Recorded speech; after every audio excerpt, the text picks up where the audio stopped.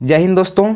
आज की इस वीडियो में हम लोग क्लास 9 की प्रश्नावली 1.5 को हल करेंगे। दोस्तों प्रश्नावली 1.5 की सवाल नंबर पहला, दूसरा और पांचवा को हल करने वाला हूं, जो कि काफ़ी इम्पोर्टेंट है। दोस्तों बाकी दो सवाल और बचते हैं, जो कि तीसरा और चौथा है। इस सवाल को मैं अगली वीडियो में बहुत ही बेसिक और बहुत ही विस्तार से समझा दूंगा, ताकि आप आसानी से हल करना सीख जाएंगे। दोस्तों ये वीडियो काफ़ी लंबी हो जाएगी अगर मैं इसी वीडियो में तीसरा और चौथा सवाल को बताऊंगा, लेकिन मैं चाहता हूं कि इस सवाल के लिए केवल एक वीडियो आए जिसमें केवल इसी सवाल के ऊपर बात हो, ताकि आपको बहुत ही आसान तरीक़ों से आ जाए। दोस्तों अब देखते हैं सवाल नंबर पहला। दोस्तों आपको पता होगा कि इस चैनल पर बहुत ही बेसिक और सभी बातों को बता करके सवाल को लगाया जाता है, ताकि आपके पास कोई भी कन्फ्यूजन ना बचे। सो फ्रेंड्स, इसके लिए मैं सवाल को अपने पेज पर लिख लिया हूँ, जहाँ पे मैं आपको समझाऊंगा। दोस्तों इस सवाल को मैं यहाँ पे लिख लिया हूँ, लेकिन इससे पहले आपको पता होगा कि मैं कुछ समझाता हूँ, इसका जो बेसिक रूल होता है कि कैसे हल करना होता है और कैसे आप करेंगे। दोस्तों यहाँ पर पहला सवाल है कि बताइए कि नीचे दी गई संख्याओं में कौन कौन अपरिमेय और कौन कौन परिमेय संख्या हैं। यानी कि यहाँ पर 5 ठो सवाल दिया हुआ है और पूछा है कि आप ये बताइए कौन परिमेय संख्या है और कौन अपरिमेय संख्या है। दोस्तों परिमेय संख्या क्या होती है और अपरिमेय संख्या क्या होती है, इसके बारे में मैं आपको पहले ही बता चुका हूँ, जिसके लिए वीडियो आपने पीछे देखा होगा तो आपको पता होगा। प्रश्नावली 1.1 में और प्रश्नावली 1.2 में ही मैं इसके बारे में बहुत ही डिटेल में आपको समझा दिया है। अगर आपने उस वीडियो को नहीं देखा है तो यहाँ पर आई बटन में लिंक मिल जाएगा, इस पर क्लिक करके देख सकते हैं। परिमेय संख्या और अपरिमेय संख्या के बारे में आप जानते हैं, फिर भी मैं समझा देता हूँ। दोस्तों अगर कोई भी अभाज्य संख्या करड़ी के अंदर होता है तो वो होता है अपरिमेय संख्या। क्या होता है? अपरिमेय संख्या। अब दोस्तों कुछ लोग को पता नहीं होगा कि अभाज्य संख्या किसे कहते हैं। दोस्तों अभाज्य संख्या वे संख्याएं होती हैं जिसका गुणनखंड केवल स्वयं होता है या एक होता है। जैसे अगर यहाँ पे 6 है तो 6 का गुणनखंड हो जाता है 2 गुणा 3। लेकिन दोस्तों अगर 5 रहेगा अंदर तो इसका गुणनखंड नहीं होता, यानी कि या तो खुद से कटेगा या तो 1 से कटेगा, तो इसको बोलते हैं अभाज्य संख्या। अब दोस्तों जो अभाज्य संख्या करड़ी के अंदर रहेगा तो उसको बोलते हैं अपरिमेय संख्या। क्या बोलते हैं? अपरिमेय संख्या।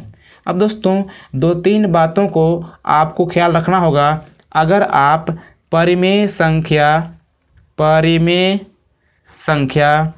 यानी कि अगर आप परिमेय संख्या में से अपरिमेय संख्या यानी कि अगर आप किसी भी परिमेय संख्या में से अपरिमेय संख्या घटाएंगे तो अपरिमेय संख्या ही मिलती है। क्या होता है?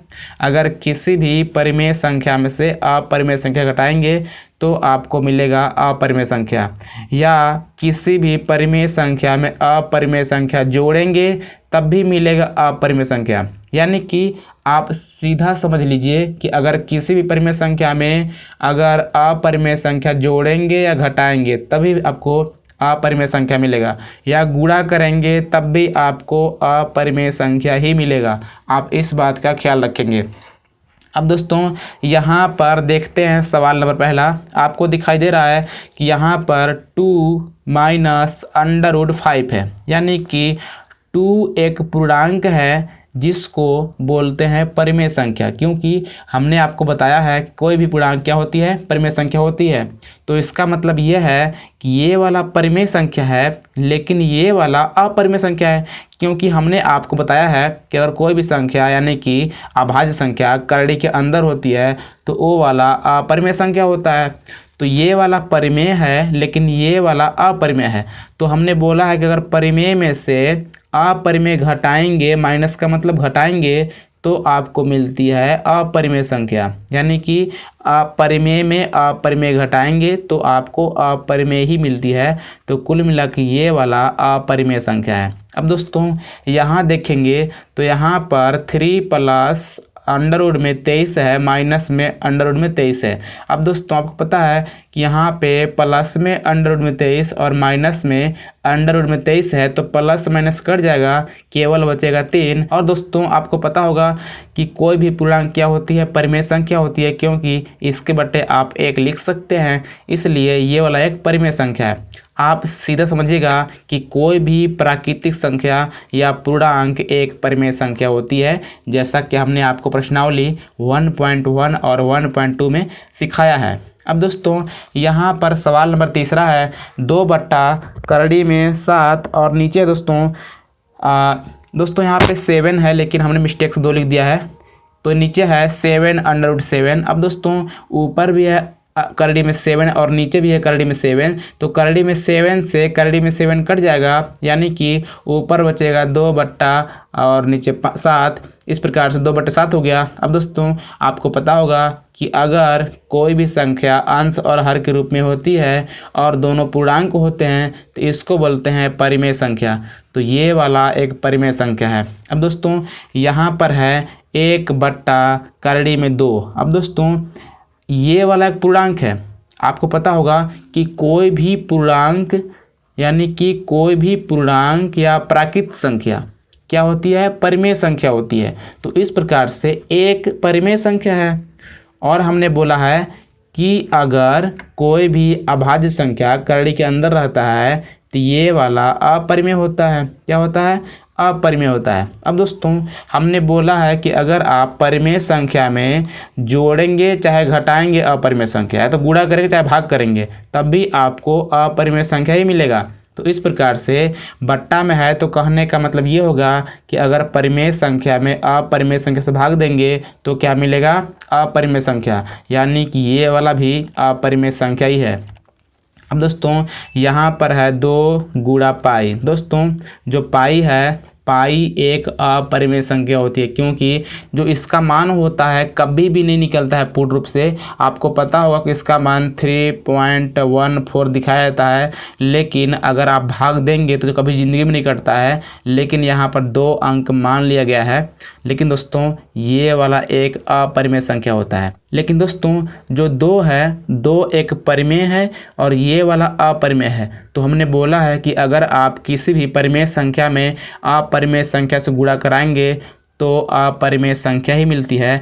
तो इस प्रकार से ये वाला भी अपरिमेय संख्या ही होगा। अब दोस्तों देखते हैं सवाल नंबर दूसरा। दोस्तों सवाल नंबर दूसरा को भी बहुत ध्यान से देखिएगा, क्योंकि ये वाला सवाल भी काफ़ी इम्पोर्टेंट है। दोस्तों इस सवाल को लगाने से पहले मैं आपको 2-3 फार्मूला बताना चाहूँगा, जो कि आप क्लास 7 में पढ़े होंगे। दोस्तों एक फार्मूला होती है वो a+b²।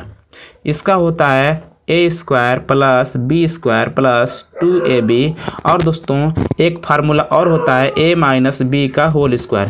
इसका फार्मूला होता है a² + b² - 2ab। और दोस्तों एक फार्मूला और होती है, वो होता है a² - b²। दोस्तों इसका फार्मूला होता है a कोष्ठ में a + b और a कोष्ठ में a - b।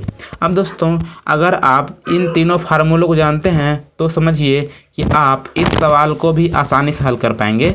दोस्तों यहाँ पर जो पहला सवाल है, यहाँ पर है 3 + करड़ी में 3 और दूसरा कोष्ठक में है 2 + करड़ी में 2।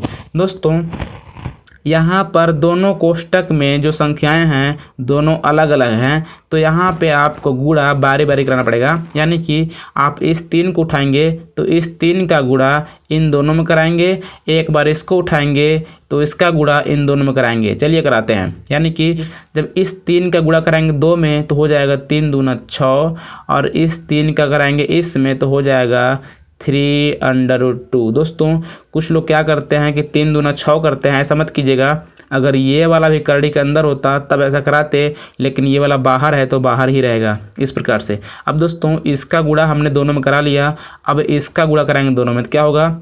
जब ये वाला गुणा करेगा इसमें तो 2 बाहर है तो बाहर रहेगा और करड़ी में 3। अब दोस्तों जब ये वाला गुणा करेगा इसमें तो यहाँ पर आप देख रहे हैं कि दोनों करड़ी के अंदर हैं, तो अंदर में अंदर गुणा हो जाता है, यानी कि 3 दूना 6 हो जाएगा करड़ी में।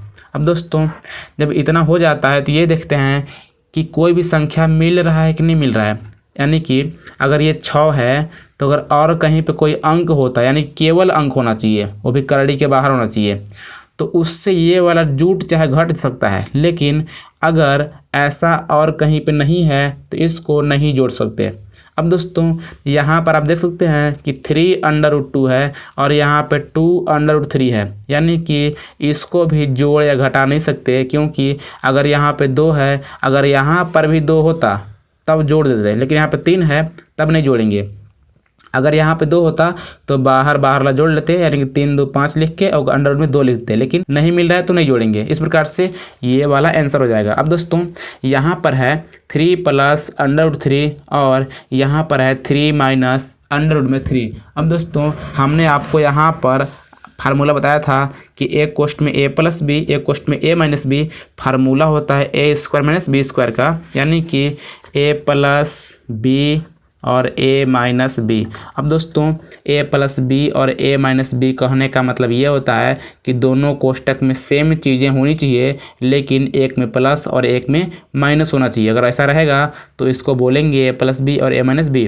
अब दोस्तों फार्मूला होता है a² - b² का, यानी कि a का मान 3, इसका स्क्वायर करेंगे -b², यानी कि b के स्थान कौन दोस्तों, b के स्थान पे है करड़ी में 3, इसका स्क्वायर करेंगे। अब दोस्तों आपको पता है कि 3 का स्क्वायर 9 होता है, यानी कि स्क्वायर का मतलब ही होता है कि जिसका स्क्वायर होता है उसका गुणा 2 बार करेंगे। अब 3 का स्क्वायर है तो 3 3 2 बार, 3 3 9 माइनस। दोस्तों अगर करड़ी में 3 का स्क्वायर करेंगे तो केवल 3 होता है, यानी कि आप ख्याल रखिएगा कि अगर कोई भी संख्या करड़ी के अंदर होता है और उसका स्क्वायर करेंगे तो उसका करड़ी खत्म हो जाती है, तो इस प्रकार से 3 हो जाएगा। अब दोस्तों 9 में घटेगा 3 तो बचेगा 6, इस प्रकार से आपका आंसर हो जाएगा। अब दोस्तों यहाँ पर तीसरा सवाल है।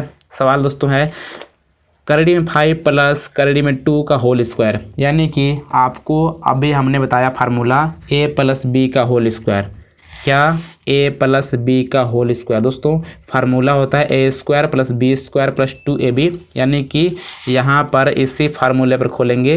अब दोस्तों फार्मूला क्या था, a², यानी कि a का स्थान पर कौन है 5 है, रखेंगे 5 का स्क्वायर, b², यानी कि करड़ी में 2 का स्क्वायर, + 2ab, यानी 2 a का मान करड़ी में 5, b का मान करड़ी में 2। अब दोस्तों जब करड़ी में 5 का स्क्वायर करेंगे तो हो जाएगा 5, क्योंकि हमने बोला था कि अगर कोई भी संख्या करड़ी में होता है और उसका स्क्वायर कराते हैं तो उसका करड़ी खत्म हो जाती है। इस प्रकार से खत्म हो गया, प्लस इसका हो जाएगा 2, और दोस्तों यहाँ पर हो जाएगा 2 करड़ी में कितना 5 दूनी 10। दोस्तों यहाँ पर दोनों संख्याएं सेम हैं, यानी कि करड़ी के बाहर हैं तो जोड़ सकते हैं। कितना हो जाएगा 5 2 7 + 2 करड़ी में 10, ये हो गया आपका आंसर।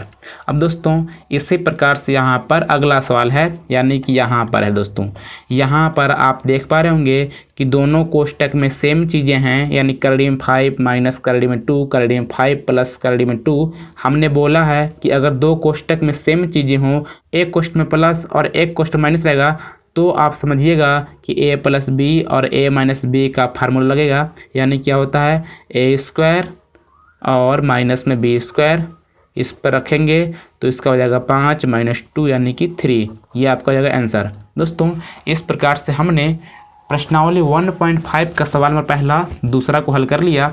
उम्मीद है कि आपने भी बहुत ही आसान तरीकों से सीख लिया होगा। अब करेंगे सवाल नंबर 5वां।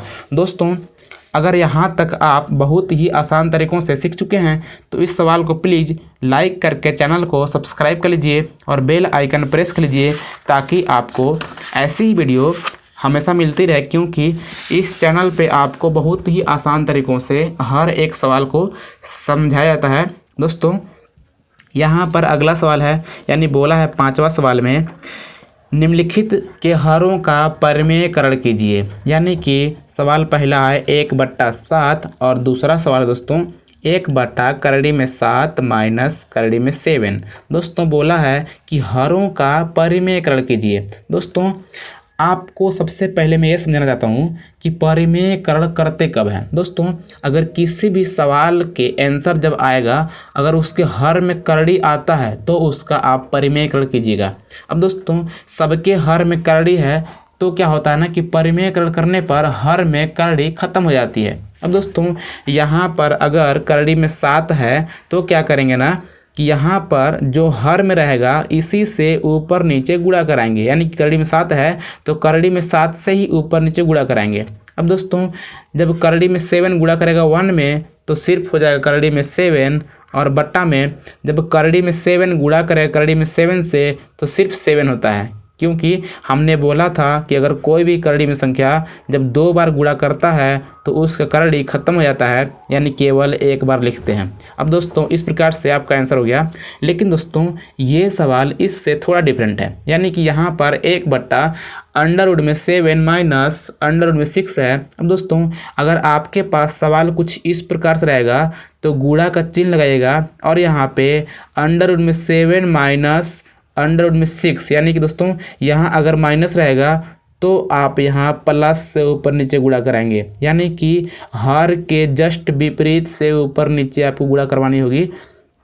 यानी कि यहाँ था नीचे था माइनस वाला तो हमने कराया प्लस वाला से। अब दोस्तों अगर ये वाला गुणा करेगा 1 से तो कोई फ़र्क तो पड़ेगा नहीं, यानी कि सेम टू सेम इतना ही रहेगा। लेकिन दोस्तों नीचे आपका फ़र्क पड़ेगा, क्योंकि a कोष्ट में a माइनस बी, a कोष्ट में a प्लस बी, यानी कि यहाँ फार्मूला लग जाएगा a plus B a minus B वाला, यानी कि सूत्र होता है a² माइनस b², जैसा कि हमने आपको पिछले सवाल में समझाया था, यानी कि करड़ी में 7 का स्क्वायर माइनस करड़ी में 6 का स्क्वायर। अब दोस्तों ऊपर वाला कुछ नहीं करेंगे, सेम टू सेम रहेगा, लेकिन नीचे वाला दोस्तों क्या हो जाएगा, करड़ी में 7 का स्क्वायर करेंगे तो केवल 7, 6 का स्क्वायर करेंगे तो केवल 6, यानी कि ऊपर वाला सेम टू सेम रहेगा और नीचे जब 7 में घटेगा 6 तो बचेगा 1। दोस्तों किसी भी संख्या के गुणा में या भाग में 1 रहने से कोई फर्क पड़ता नहीं है, तो आप कुल मिला के इतना लिख सकते हैं। ये आपका आंसर हो जाएगा। दोस्तों उम्मीद है कि आप इस सवाल को भी बहुत ही आसान तरीक़ों से समझे होंगे। अब दोस्तों अगला सवाल है कि 1 करड़ी में 5 प्लस करड़ी में 2। दोस्तों हमने बोला है कि आप हमेशा हर के जस्ट विपरीत से ऊपर नीचे गुणा करेंगे, यानी कि यहाँ प्लस है तो माइनस वाला से ऊपर नीचे गुणा करेंगे। अब दोस्तों इतना अगर मैंने कर दिया है तो उम्मीद है कि आगे आप कर लेंगे। इसी प्रकार से अगला सवाल है 1 करड़ी में 7 माइनस 2। दोस्तों अगर इस प्रकार का है तो क्या करेंगे, करड़ी में 7 प्लस 2 से ऊपर नीचे गुणा करेंगे। अब दोस्तों इसको मैं पूरा कर लेता हूँ, यानी करड़ी में 7 प्लस 2, यानी कि जब ये वाला गुणा करेगा 1 में तो कोई फर्क पड़ेगा नहीं, नीचे क्या होगा a कोष्ट में a माइनस बी, a कोष्ट में a प्लस बी, यानी कि दोस्तों वही a² माइनस b²। अब दोस्तों अगर करड़ी में 7 का स्क्वायर करेंगे तो केवल 7 होगा, और यहाँ पर माइनस b² किए होंगे, यानी कि जब 2 का स्क्वायर करेंगे तो यहाँ पर 4 हो जाएगा, क्योंकि इस पे करड़ी नहीं है। तो इस प्रकार से ऊपर हो जाएगा दोस्तों 7 प्लस 2 और नीचे 7 में घटेगा 4 तो 3। इस प्रकार से ये आपका हो जाएगा आंसर। दोस्तों इस प्रकार से हमने यहाँ पे प्रश्नावली 1.5 के सवाल नंबर पहला, दूसरा और 5वां को बहुत ही डिटेल में समझाने का प्रयास किया था। उम्मीद है कि आप आसानी से समझ गए होंगे। दोस्तों यदि ये वीडियो आपको पसंद आई हो तो इस वीडियो को प्लीज़ लाइक करके चैनल को सब्सक्राइब कर लीजिए